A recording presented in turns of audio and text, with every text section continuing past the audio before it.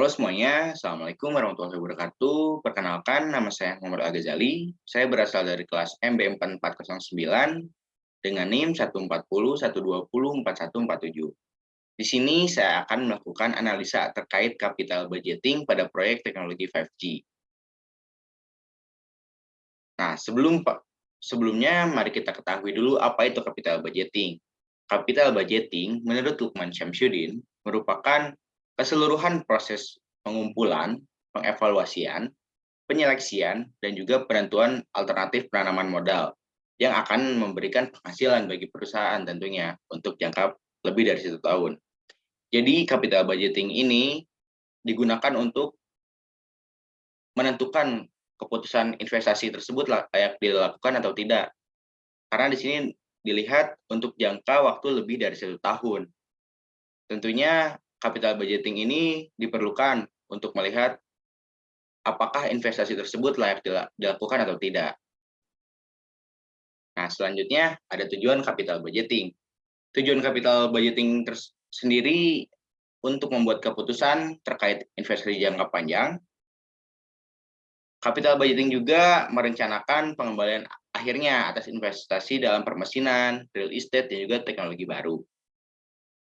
Nah, selanjutnya ada metode capital budgeting. Metode capital budgeting sendiri terdapat 5, yaitu net present value, payback period, internal rate of return, profitability index, dan juga capital rationing. Nah, di sini saya hanya membahas 3 metode saja, yaitu net present value, payback period, dan juga internal rate of return yang akan dibahas pada slide selanjutnya. Nah, langsung saja pada pembahasan kasus kali ini. Gambar ini merupakan simulasi pendapatan yang akan diperoleh suatu perusahaan di Inggris jika menerapkan teknologi 5G. Nah, modal investasi pada awal ditanamkannya sebesar 42 triliun. Pada gambar tersebut terdapat net cash flow selama 10 tahun. Nah, mari kita hitung dan analisis bagaimana capital budgeting-nya. Nah, langsung saja kepada analisis capital budgeting yang pertama, menggunakan payback period. Payback period sendiri merupakan waktu yang dibutuhkan untuk kembalian modal. Tentunya para perusahaan menginginkan waktu tercepat, bagaimana waktu tercepat agar modal yang dikeluarkannya dapat kembali dengan cepat.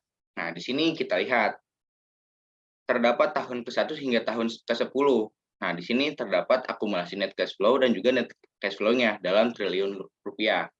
Nah, modal yang ditanamkan perusahaan di Inggris tersebut sebesar 42 triliun. Nah, kita lihat sebelum tahun kedua, modal tersebut sudah dapat dikembalikan. Tetapi di sini jika diakumulasikan 2 tahun, itu akan lebih. Maka mari kita hitung menggunakan payback period. Nah, di sini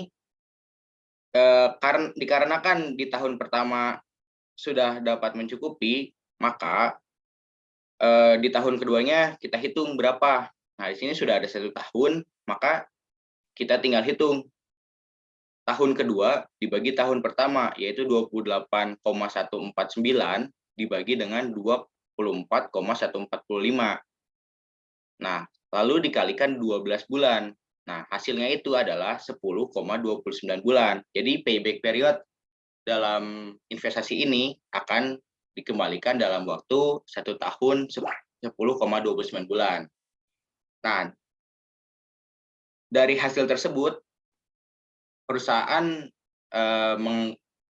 menginginkan kembalinya modal ini pada 3 tahun, tetapi di sini lebih cepat, maka investasi tersebut dapat dilakukan karena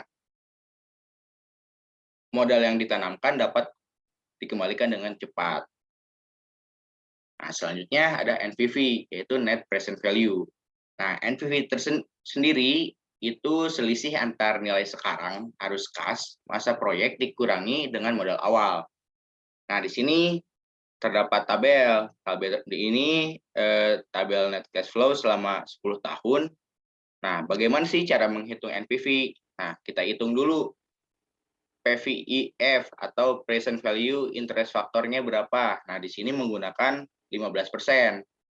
Nah, dihitung 1 dibagi 1 ditambah 15% dipangkatkan dengan tahunnya. Nah, pada contohnya di sini PVF yang pertama 1 dibagi 1 ditambah 15% dipangkatkan 1 itu hasilnya 20,53 triliun. Nah, dilakukan pada tahap selanjutnya, maka dihasilkan seperti ini.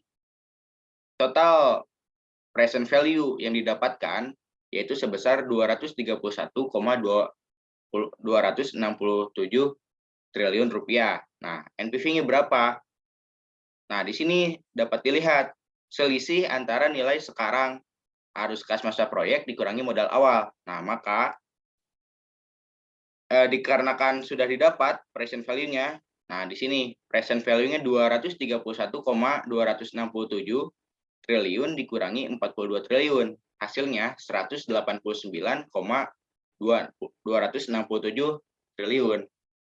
Nah, di sini dikarenakan NPV-nya lebih besar dari 0, maka proyek investasi ini dapat dilakukan sebesar 189,267 triliun. Nah, selanjutnya kepada pembahasan yang terakhir yaitu IRR atau Internal Rate of Return. IRR ini apa sih? IRR ini merupakan perhitungan yang dilakukan guna mengestimasi nilai potensial investasi.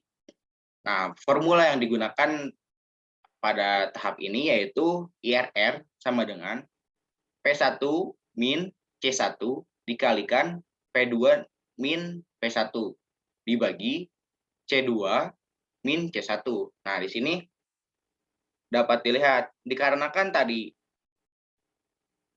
present value yang pertama sudah didapatkan dengan menggunakan 15%, nah maka kita cari present value yang kedua untuk mencari P2 dan juga C2.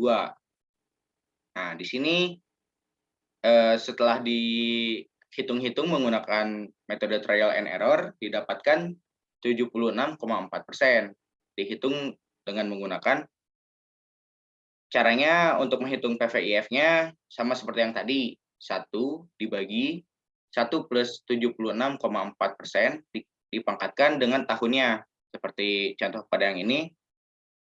Nah, di sini 1 dibagi 1 ditambah 76,4% dipangkatkan 1, itu hasilnya 0,56. Nah, maka berapa sih hasilnya? Present value-nya 24,145 dikalikan 0,56. Maka hasilnya 13,68. Nah, hasil keseluruhannya ini harus mendekati dengan sama dengan 0. Maka didapatkan yang terdekatnya itu adalah negatif 0,032. Nah, langsung saja dimasukkan kepada formulanya. Nah, total dari present value-nya ini adalah 41,96. Nah, maka IRR sama dengan P1-nya 15%, dikurangi C1-nya 189,267 triliun. Nah, P2-nya 76,4% dan dikurangi 15%. Nah, dibagi C2-nya negatif 0,032 dikurangi 189,267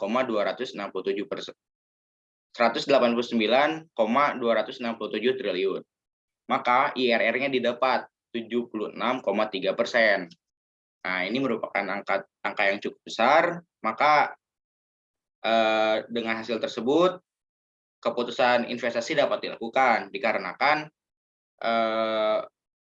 lebih besar dari bunga yang digunakan pada sebelumnya yaitu 15%. Nah, maka kesimpulannya didapat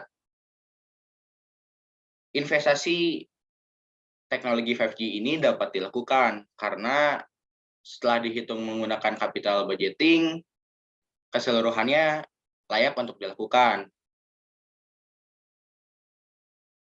Mungkin itu yang dapat saya sampaikan. Mohon maaf bila ada kekurangan. Wassalamualaikum warahmatullahi wabarakatuh.